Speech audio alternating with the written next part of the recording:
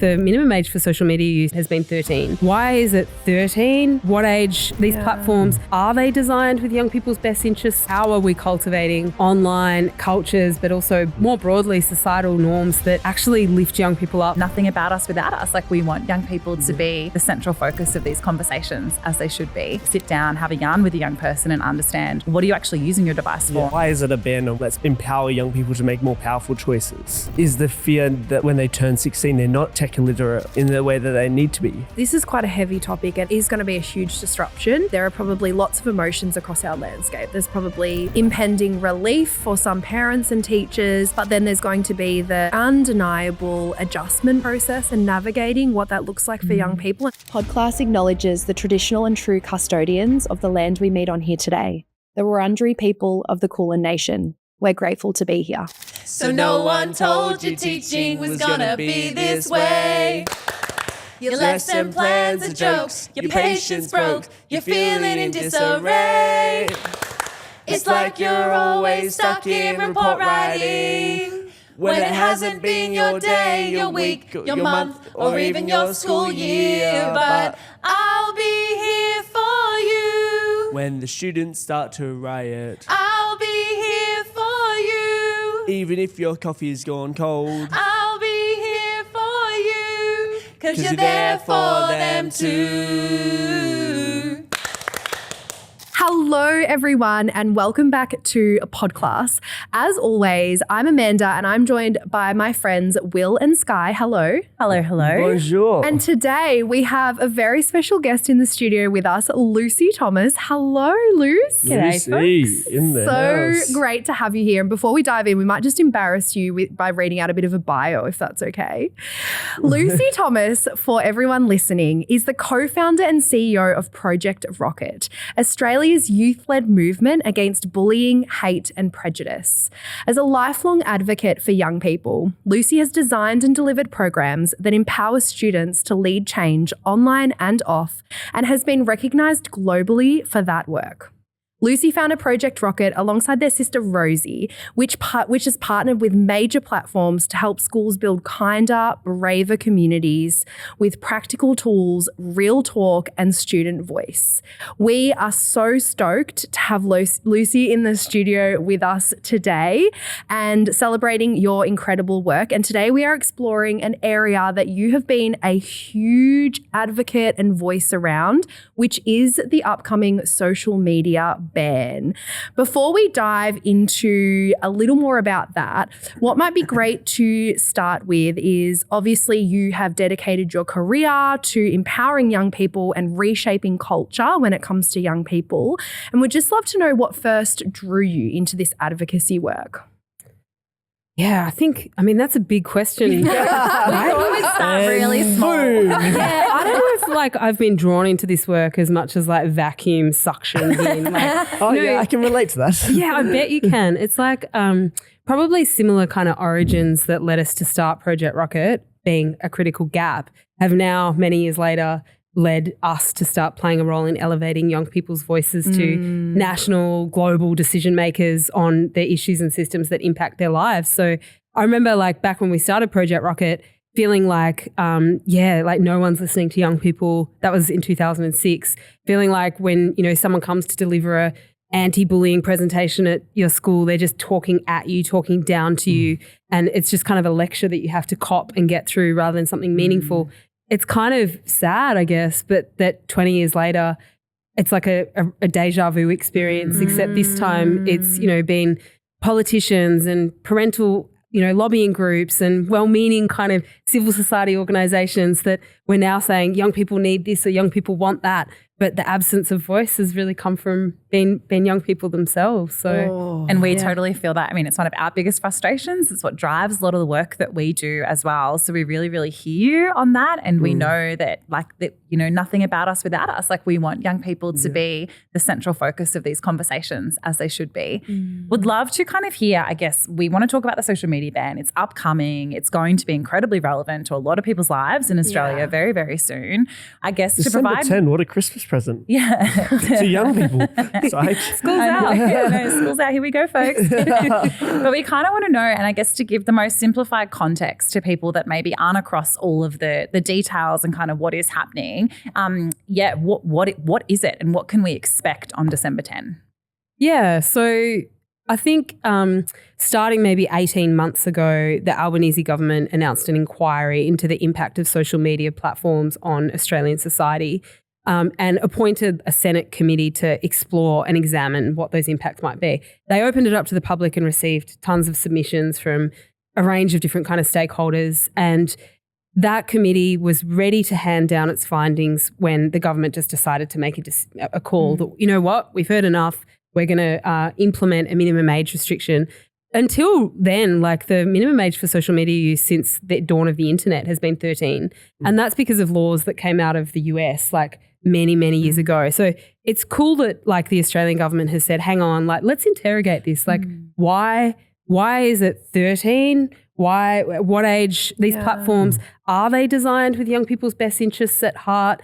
How are we cultivating online cultures, but also more broadly societal norms that actually lift young people up, support their well-being. Which is a great thing in terms of battling that like age-old adage of the way things have always been done is the way things will continue to be done, right? So there are some like positives in that. Yeah. But maybe the way that they've gone about it and did you leaves just, a bit to be desired. Did you just say the call was made prior to the findings being like finalized? Yeah, like I think the wild thing seems like is a lot of energy going into something for no reason then. Well, interestingly, when the report was handed down, it made a number of recommendations as to how to improve social media. It also made it clear that one of those recommendations was not banning social media. For You're people under kidding. 16. So like it was a really interesting time. What it really showed though was how popular this idea was without needing to understand a lot about the mechanics of how it would work or which platforms are in or out or how we even decide that. What age is the right age for young people to start accessing socials? I don't even know developmentally how we'd work that out. Yeah. What evidence is there? Just the simple idea of it to the Australian public was so appealing. In fact, the government commissioned some research, a survey, and that showed that 89% of the Australian public was in favour of banning social media. But get this, 80% of the public didn't actually know what would be involved. So it just as to say, I was like, with what context and what it was like vague, broad, sweeping questions with not much detail, I imagine, to gather that. But like to get to the heart of that, I think that tells us something pretty powerful that anyone who has proximity to a young person is probably experiencing some degree of concern about their experiences online. Like you see a teen holding a device, you don't have a clear line of sight into what's going on for them on their device, let alone internally. Like what are the impacts of social media algorithms, short form content, certain influences and voices that they're driven to online. Like the truth is we just don't know. And I think because we've also seen a rise in youth mental health challenges over the past 2 decades, there's been an assumption drawn that there's a direct correlation or causation. When of course we also know that there are a range of other factors impacting young people's mental health that are a lot crises that are going on in the world. Right. Yeah, just a couple of mega trends that young people are holding. And all things that young people have not asked to inherit in any way, shape or form, yet they're just being left to deal with that without adequate support or necessarily asking them what they need in terms of the support and what that looks like. That can be youth-led, youth-created and co-designed to make it actually effective. Yeah, absolutely. Super interesting. Yeah. So what do you think in terms of like the 89% people just like jumping on board? Obviously, like, I don't know, like personally, speaking with teachers and speaking with parents in the community, like so much of that feels very like fear driven and trying to look for 100%. What's easiest to point the finger at the devices and social media for our loneliness epidemic and for these other things that young people are experiencing without necessarily taking the time to maybe sit down, have a yarn with a young person and understand, well, what are you actually using your device for and what does social media look like for you and what role does it play? Do you mind speaking to that a little? Yeah, I think one of the reasons why this 89% figure is so strong and kind of staunch and galvanized is because like there's been so much generational change as a result of the explosion of digital platforms. And, I heard Albo talk about this desire to get kids back out onto the footy field, and I think that's really like triggers this kind of nostalgia for a certain generation. And it's like a really warm, desire for kids and teens to experience the kind of childhoods that maybe we grew up with. That, you know, you're out riding your bike and you're roaming the neighborhood, and you know, you hit your teens and you're just hanging out at the shopping center and the train station, and probably pretty risky places actually in this day and age. But and a desire to return to that simpler life where teens aren't carrying the burden of like being globally literate and exposure to news at all hours and all this kind of thing. And so you could really understand, like, it intuitively, it just makes so much sense. It fits and it clicks. But I guess what we're not really unpacking, and I know that you guys are so literate about, is just the way that childhood and adolescence, well, the fundamental themes are the same. I'm just seeing there, like, they're just trying to close the generational gap by bringing through the things that once existed that don't exist anymore, nor a reality that exists anymore, right? And it's also like there's a piece where I can just feel like even my autonomy as a young person, I'm like, you're just ripping it away from me and not giving me the decision making anymore. Yeah. But also I think to flip it a little bit, I really feel for particularly teachers, educators, that, you know, what it means to be a teacher has changed like drastically. Oh, 100%. You are now, you know, you're not just the person standing at the front of the room. You're expected to engage students, which is great.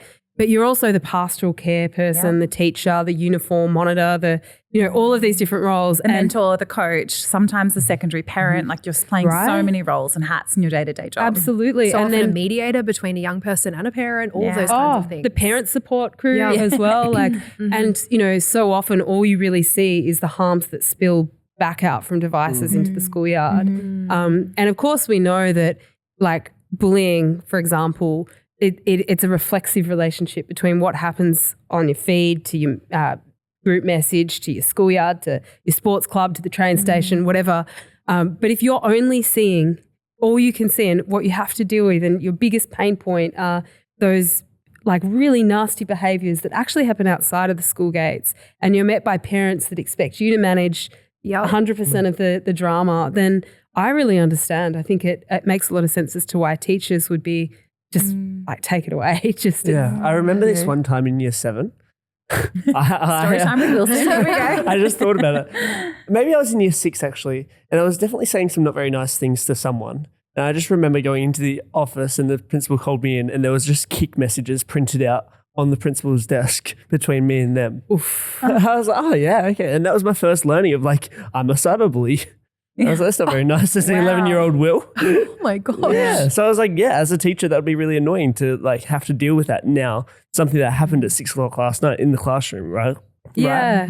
Well, also just that they don't necessarily have control over what happens outside of school. And like that is such a good example though, because like, I don't know, for a previous generation, those conversations would have been had out loud. There wouldn't have been a printable copy of the script that you delivered, which sounds very my iPod in A4 pages just laid out.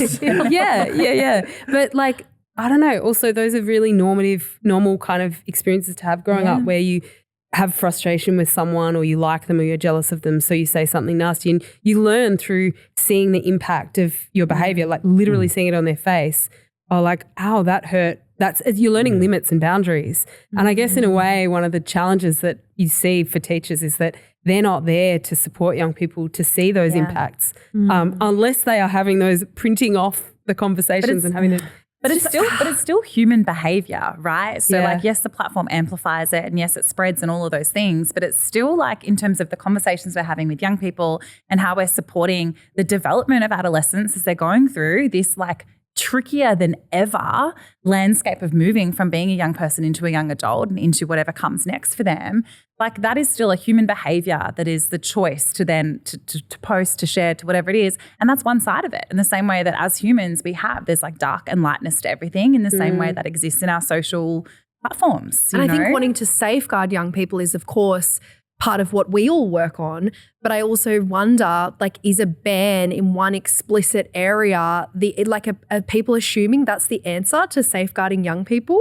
And, you know, aren't there gaps in that? Aren't there challenges in that? Well, you know, yeah, of course there are. And I think like you bring up an example, Will, of like a regrettable childhood moment that you had, whatever. But no longer cyberbully, FYI. But also like, mate, like how many ways growing up did the internet serve as a vehicle for you to you've built a career. You've done amazing things. Like We were just sharing off air that my mum didn't let me get Facebook as a young person, so I got LinkedIn and I started building my personal brand at 11. Right?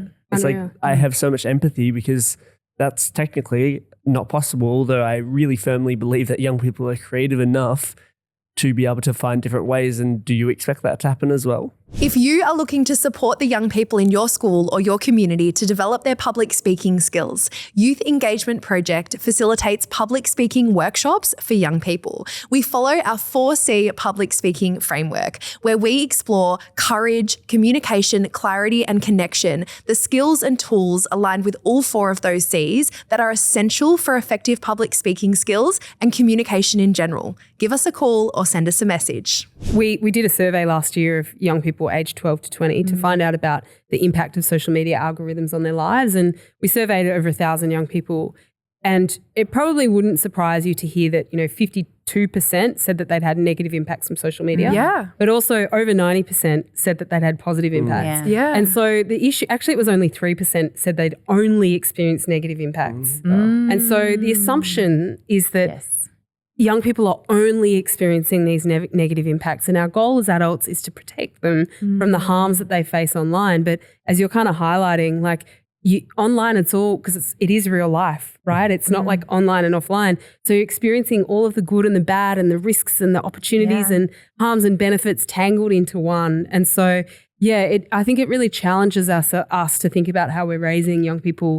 Are we protecting them, or are we building their capabilities to hold it all and Not navigate that we it? can change it, but like, why is it a ban and why is it not like, let's empower young people to make more powerful choices?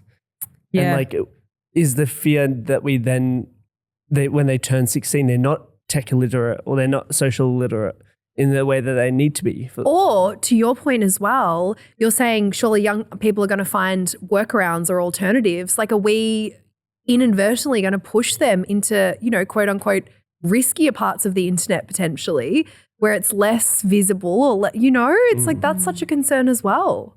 Well, I'd like to see teens like filling this gap with their own innovation. Like Totally. yesterday, the Australian government announced the list of platforms that they anticipate will be restricted. And like it almost feels like a recipe card as to, if you're a young entrepreneur, how to design a new platform that meets young people's needs. Like how cool would Was that LinkedIn be? on it? No, LinkedIn wasn't. Oh boy, there you go. Yeah. Everyone's got a LinkedIn. LinkedIn. Yeah, That's the it new is TikTok. interesting. Of course, I'm concerned. I think there will be young people, particularly those already facing marginalisation. For them, going online isn't a matter of just following your favourite creator or influencer or just watching pranks. It's actually connecting with the community and an identity that you don't have offline. So they will find workarounds and end up back on the platforms, or they will go to other platforms. And it's not because they're out to break the rules. It's because there's a genuine need that these platforms have met for them that they're not finding elsewhere. And So- times have changed, and we're not just finding our community at the bus stop or at the movies anymore. We cannot deny that an online landscape is part of our landscape. It is here to stay, and it's here for a long time. And so, it's going to be really interesting. I think, to your point, let's ask young people what those solutions are and how we fill that gap as it comes, as we move through that. But also we have to be, I guess we come to a question of how do we support young people through that process? Because it's going to be quite a shock. I mean, we're talking about, for many young people in Australia, they've had these platforms and had these online spaces for years, and they're just going to vanish overnight. And so I think there's a huge role to play for the safe adults in their life of what can support look like in response to that. And I feel like maybe we should unpack that now and just share for people listening what, come a couple of weeks' time, how can we be supporting young? Because that's going to be a huge shock. Like they're literally, they're addicted. We're addicted. Everyone's addicted. So they're going to have withdrawals as well. Like you're literally pulling away the thing that you're addicted to, right? Yeah, I don't know. I don't like the In my head, I was like, addiction. oh my God, imagine if I lost TikTok.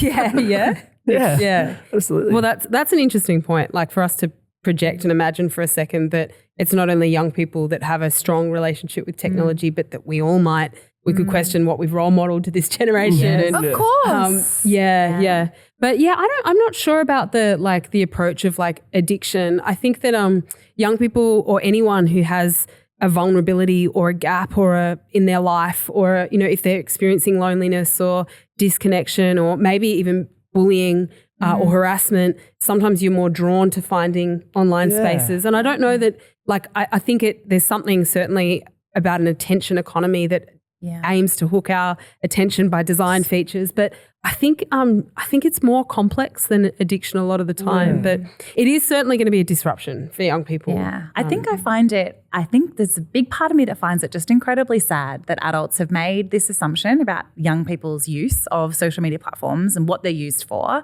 and the repercussions of that exposure and how frequent it is.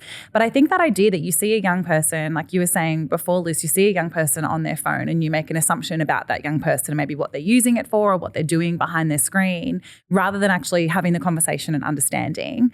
Or that we are not making like the most generous assumption that we can in that moment, which is this young person connecting to a group of friends right now? Are they reaching out for help? You don't know what is behind the device. And I think if we're not inviting, and we didn't invite young people, certainly not early enough in the journey, into the conversation about what this should look like and what is best for them, it makes me fearful that adults will have like this assumption that they can just continue to make these decisions for young people without involving them in the conversation for not just social media, but for so many things down the line.